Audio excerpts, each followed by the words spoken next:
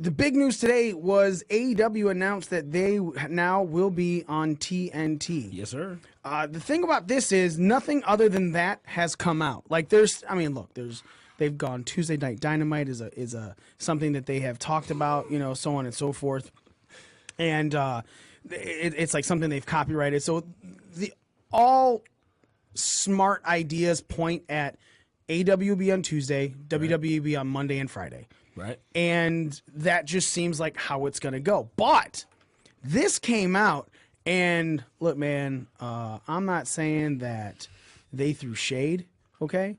But I'm saying they threw fucking shade. I'm intrigued. So let's go into so they come out with a mission statement. First off, there's the press release. And it says, later this year, Warner Media will provide exclusive multi-platform access for fans to watch AEW events, airing live weekly matches on TNT in prime time, as well as streaming them through Warner Media's Bleacher Report Live and on pay-per-view. A leading digital sports enterprise, Bleacher Report Live's high fan engagement will provide an invaluable opportunity to build AEW's audience. And then they come out with their mission statement, which I had it. Here it is. Focused on producing fast-paced, high-impact competitions, AEW offers fans less scripted, soapy drama and more athleticism and real sports analytics, bringing a legitimacy to wrestling that has not previously had. Wrestlers will also be given more freedom to explore their character and highlight their athletic abilities. Introducing statistics to wrestling for the first time ever, AEW will raise the stakes for its matches and deepen fan engagement by tracking each competitor's wins and losses as the wrestlers pursue championships, analyzing their moves, assessing damage to their opponents, and providing insights into their winning streaks.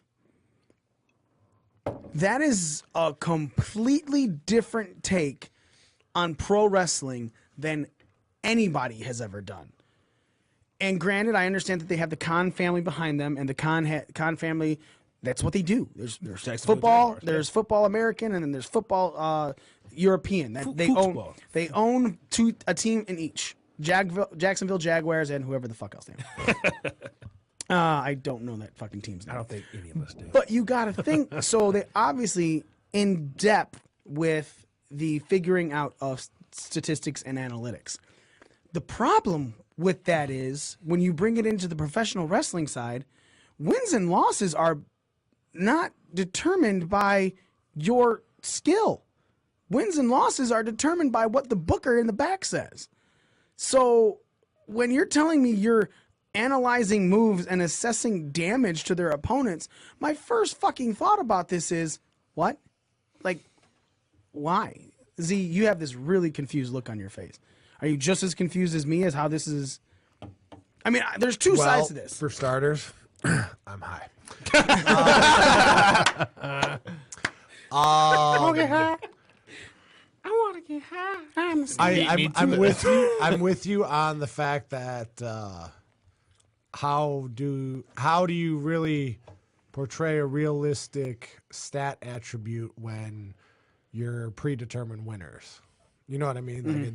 Unless they're just doing like a world of sport. All right, type guys, thing. go call it in the match. You guys decide who wins. Oh my God, fuck that. I'm just saying. Then you could really keep stats. Nah, they couldn't do that because then how would you keep up a storyline if they got to pick who won? Yeah, but the two performers in the ring get to decide. They're not going to do that. I understand that, but I'm saying that is the only real way where stats would matter is if somebody in the back wasn't predetermining it. The guys were figuring it out in the ring. So here's my thing with the whole thing. I feel like this is kind of just like throwing shit at the wall and trying to make shit as different as they can right now to see what sticks. But on the other hand, I've said this for years, and I say this all the time on our show. Like, I truly believe that wins and losses need to be made to mean more. Even though we all know that the outcomes are predetermined. But when it gets to a point when you got guys where they're losing every fucking week, and you flip flop whether they're going to win or lose, like it takes all credibility from people. So if you're already like laying it out there off rip that you think that you're going to make wins and losses matter, I think that's a good step. I don't know about the stats thing. I think that's a little weird. But making wins and losses matter, I'm all for that. I'm totally down for a presentation where, you see on TV and they pointed out that Cody is, 4-2. The Young Bucks in the tag division are 3-1. But and like it's like a rankings. There's something like what you see on a UFC. Like they show a rankings about. Here's number one. He's right. Things like that. And I'm fine with wins and losses mattering like that. But when you're telling me that you're trying to bring in statistics and analyzing moves and assessing damage to the point where you're trying to make it like, and I'm all right with a more sports to the entertainment aspect. That almost sounds like more like a video game aspect. Yeah. Right. Yeah, for sure. Because the video game, you actually need a skill to fucking win those. But if damage assessment per moves and stuff like that, But if they run the program, like they do in New Japan, where it takes 7 one-wing angels to defeat an opponent, does that mean its damage strike is my God, please don't nothing more than a regular move if we're going video game-esque? Please don't get me started on that, because all I could think when I was at G1 Supercard is, holy shit, how many Rainmakers is he going to hit this motherfucker with? He was there. Sorry. Guess what, bitch? The bell is going to ring plenty for you. You put the bell out for me, but you the first one to drop it. Hey, you were somewhere. That just went with it. But yours is coming, motherfucker. And please know, my hand is at least ready. wait till Smitty gets here to ring the bell, so then he can drink with you. But honestly, I don't see what the confusion is. You control whatever the fuck you putting out there in the ring. You can make all the stats you want to. But then, okay, so if you're trying to bring the realism into it, right? If you're trying to suspend the disbelief, but that's like, okay, you want to tell me that you were doing this in late 80s? Early 90s? All right, I get it. There's still the whole realism to it. There's some people going, oh, it's fake. And then there's other people going, it's not fake. It's real. And it was much better performances. But we know, like, the audience, especially the audience they're catering to. Let's not, because look, WWE is your PG product. They're your ones that are going to your casual fans. Your casual fans mostly are children. And those children are watching and believing every time someone wins. I don't tell my daughter that AJ Styles only won because in the back someone said, and we're scripting you to win. Right. She's like, yes, AJ won, or damn it, AJ lost. And I'm like, stop saying damn it. But you used it in the right context. Right, correct. I'm really proud of you. You're learning so well. Shut the fuck up with that. But so for the casual fan, these wins and losses meters, and I'm all right with, like, you can't bury somebody, right? I agree with you wholeheartedly, Kyle. If you're gonna go the Bray Wyatt route and make somebody lose 300 fucking times over their career since they've been called up, and then all of a sudden say, oh, and now you're in the WWE Championship match.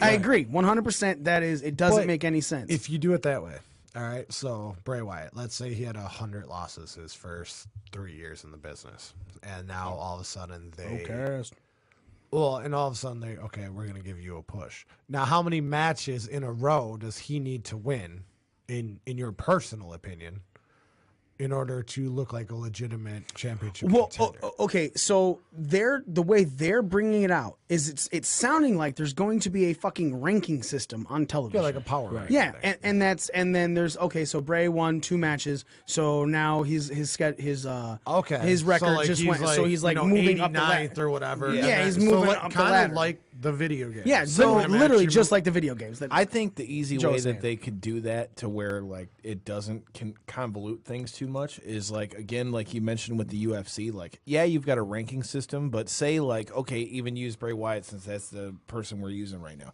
Say he loses a bunch of matches, but then you decide you want to push him, so you have him beat, I don't know, just pick somebody who's up there. Yeah, Seth or whoever you want. Top 5 Some guys. top guy or a top 5 guy or whatever. That's going to jump him up the rankings quick versus, 5 wins against whoever. But the thing where I understand what they're trying to do, but the audience you're catering to, the point I was trying to make earlier, is these are the smarks. These are the ones that know majority of shit that's going on backstage behind the scenes, to the point where when you're looking at it, you're going, I mean, all right, so I get it. They just want to push this dude. So that's why he's jumping up these rankings. It's not like when you go to watch a UFC, you're going, man, I hope this person wins because I would love to see them take a shot at the title. And there's still good guys and bad guys, but it makes a lot less sense with the good guys and bad guys now.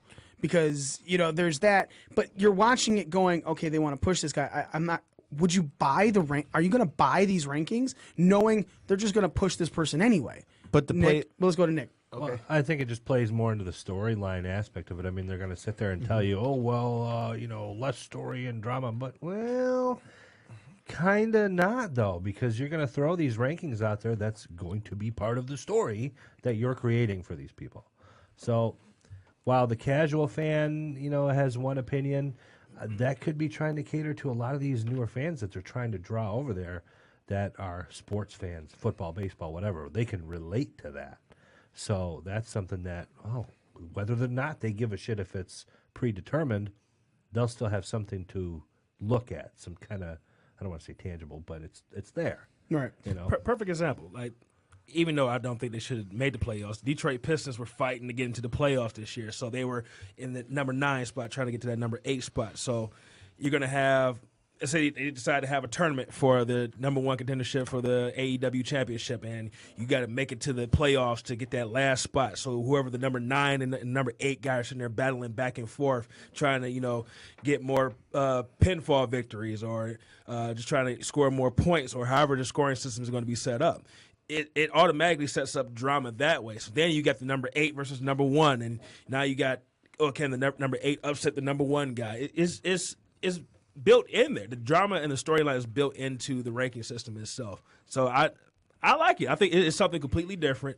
It's something that, hey, if you're a wrestling fan, you're going to watch it regardless because you love these wrestlers anyway. And if you're a casual fan, you're going to be like, well, I don't know how they determine who wins and who loses and who gets a championship match. Well, now you know. It's right there in front of you. So I think it brings in both sides, the casual and your smart fans.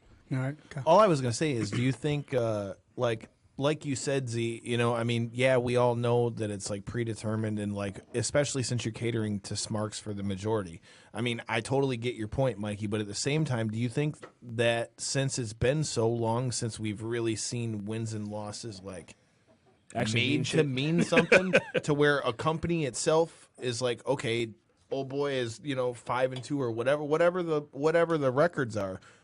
I think that it could be a breath of fresh air just in that it's been so long since you've seen wrestling really played out with any sort of, I don't want to use the word legitimacy, but as far as the wins and losses to where really damn, this guy lost. But by adding wins and losses, you essentially make it so every single match matters. It should, though. Yeah. I know, I know it should, but I mean, with WWE, you get the entertainment factor more where, okay, we're going to put on a show. Whereas if you're just doing it based on athletic ability and, they get a little more freedom with their character and whatnot, doing a ranking system, I mean, it matters. Whoever wins or loses this match in every single match matters, whether they, move up the ladder or down the ladder. Plus, it just makes them further different from WWE, which I think is their goal. And one thing, but if it works, WWE will just steal it and make it better. That's what Vince does. But I think another thing, too, is it kind of eliminates 50-50 booking. It's like, oh, well, you won, now I win this time.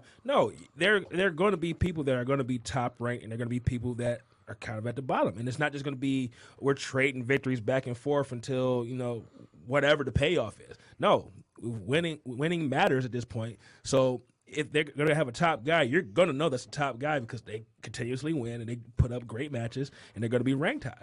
And you're going to see you're going to see the pecking order of these guys, but the good thing is you have a pencil with an eraser at the end of it. You can change it up at any time. So a guy that's, bottom ranked, if you want to push him in the next 2 months, hey, have him go on a win streak and work his way up the ladder, man. Joe, you've been kind of quiet on this, other than the video game comment. I'm kind of with Kyle on this. I don't know much about the stat keeping thing, but as far as a ranking system based on a sports based presentation, I mean, New Japan already kind of does similar thing to that. I mean, they have a lot of different tournaments, whether it be Super Juniors or Tag or G1 or whatever. Yeah. And if a non-title holder happens to pin a title holder or something in one of those matches, they're probably going to get a title shot. Or if, in one of these undercard 6-man tags or something where a title holder might get pinned during the match, the guy who pinned him might get a title shot. And otherwise, title shots are, these guys are, I wouldn't say they're counting like stats, but for guys to work their way up to the card, I mean, they got to stack up some wins, and they got to beat some reputable people to earn their title shots. So it's not just like people getting shots out of the blue, and it's not 50-50 booking. My bad. I got dinged. Yeah, I think but that was a great point. So yeah, that's where I'm kind of at with it. I don't know how they would specifically keep stats, but I can see, title shots and things of that nature being awarded based on merit. You win more, you get more opportunities. You pin a champ in a non-title match, well, maybe you get a shot at the title, something of that nature. Right. Tony Khan said, obviously Tony Khan is the president and CEO of AEW. He says, wrestling fans have wanted and needed something different, authentic, and better for far too long. AEW is answering the call. AEW is all about more than wrestling. It's about a movement fueled by wrestling fans who have been undeserved and perhaps even disappointed by what the industry has produced in recent years. AEW is poised globally to redefine wrestling as we know it today. And as much as there's, on my end, as much as I'm going, well, what about this? This is something that is exciting me. When AEW was first announced on this show, I was its biggest critic right away. And I said, look, if this is all going off of the way, because we know who's writing this. You know how they're announced for TNT or whatever, though? I keep seeing TNT drama. Is that like a different sub-channel or something? No, that's their tagline. Yeah, okay. we know drama. I was wondering about that. I'm sorry about that. And someone probably had the TNT Twitter handle. Go on, sorry about that. Yeah, that's fine. That's a good question, man. I was wondering the same thing. But at TNT drama it's just TNT. So it's just a regular TNT channel. Okay. Yeah, and their tagline is "We know drama." Who cares? But they know it. They know it. If you need it, they'll know it. I'm glad they know it. If you have a question about drama, go to TNT. Right. They know feel it. a lot better. My life is better now knowing that TNT knows drama. Yeah. They know it and they knew it too. Ooh. So I have been AEW's biggest critic, and stating from the booking of All In, because no matter what, the booking of All In is all we have to go on. That's when Cody and the Bucks wrote a show. And Cody and the Bucks wrote a show where it put them and their friends over. Right. All. Not a single person lost. Minus Marty lost. Who's not in fucking AEW. Not yet. He will be. Just wait. Soon. So the bottom line is, the way that was working, I was like, I'm worried. And then Jim Ross came out and cut a interview on Busted Open in the beginning of... I wish I had Sirius. I wish I could have heard that. I think they actually have it on their YouTube, so you could totally see it. I was thinking the same thing because that show's been good, what I've heard of it. So Jim Ross came out and said that he's a senior advisor. He's going in the back and he's talking with them about things. He's going to help booking decisions, so on and so forth. And it put a lot more confidence in me, because even JR, who is kind of an old school minded wrestling guy, when you bring that with the new school, this way there is a good He's still mix of everything. hip with the new school, Right. though. He's But- not out of touch or anything. Right, but he's a guy that thinks heels and faces matter. They do. But if you're going on a stat system, all of a sudden heel and faces don't matter anymore. They still do. To an extent, but not as much as it's going to make New mean to Japan, their, they're a lot more sports based, but they still have heels and faces. But AEW is not going to be anything like anything else. If you're going on stats, wins and losses matter more than heel and face. So those top two guys, while they could be, there's stories to be told with how you obtain those wins and losses. I understand that, but which can determine faces and if you are heels. basing it off of all of these rankings and statistics and things like that, it no longer matters. The main objective of this company is not to build somebody that the people cheer to get behind. It's to build somebody that the stats will say, you can't deny this guy deserves this. You can hate him or love him, but it doesn't matter. He deserves to be in this spot. So you're no longer building it's like Hogan in the when he was running the company. We don't know that yet. I'm sure if someone's over, they're gonna let him be over. They're gonna push a guy. A perfect example. Let's say what's my guy MJF. Maxwell Yeah, Jacob Ms. MJF. Yeah, MJF. I was trying to I'm like, what the I was trying to remember what they stood for. But let's say he wins the championship, right? Mm-hmm. You ever listen to that guy in an interview? He's a fucking dick. Exactly. Yeah. People are not going to like him. So No. if you put that championship on him and he has all the stats to back it up, he's only going to be a bigger dick than he already is. Which I understand which that. is genius. Right. He's your heel. And then what I'm saying is, while this guy is built as a bad guy going up the rankings, it's not built. He's not going up the rankings just because he's a bad guy. So that's what I'm saying is like the face and heel don't matter as much as it does any other time. Well, and because face- hold on, let me get my point out. Okay. So Hulk Hogan, when he ran the company, with all those title runs, is because the people wanted to see him beat the heels, right? That was the reason Hogan was up there. People loved Hogan, and they wanted to see him beat everyone that he took on because WWE was all about building good characters. Right. This is not going to be mainly character based. I'm not saying it won't have a 50-50 side to it where you got your stats, you got the way you're building everyone, and then of course you have the face. I think the face and heel thing will be the back end of it. We're building these guys on stats. You're gonna hate him if he gets up because this is how he talks. You're gonna love him if he gets up there because this is how he talks or she talks or anything like that. That legitimizes your heel, though. If he's high up in the rankings and he's still a loudmouth heel, it legitimizes him as a heel. And I'm not saying it doesn't. I'm saying that the main way of what WWE did is not going to be the main way that they do it in AEW. And that's fine. And I'm not arguing that, but that's when I'm saying you have the old school mindset of Jim Ross, who is faces and heels matter a lot, and AEW going, not so much. We're trying to make it off of wins and losses and stats and everything like that. That's why I think it'll be a good meld. I'm not arguing anything bad about that. I'm saying one is not going to mean as much as it used to for the traditional aspect of wrestling that we know. Yes, I know New Japan puts on a sports product right now. They have the interviews, everything like that. There are backstage segments and things like that. But the main product of AEW is not going to be the entertainment aspect. So therefore, you can't tell me if your main thing is going to be a sports presentation, then the heels and faces are just going to be by your feelings for the person up there. People fucking hated Lesnar in UFC and because of how he talked and things like that, but it was just how he is. That's Brock fucking Lesnar. Brock Lesnar is a big fucking asshole, right? But who that also does what he wants when he wants because he can. And I understand that. But it's not he wasn't pushed because of his attitude. He was pushed because of his name and what he was doing in UFC and MMA. And that's what I'm saying might be coming for AEW. His attitude was definitely a part of the reason why he got all those opportunities because People wanted to see him get his ass whooped. Right. Same thing with like Floyd Mayweather.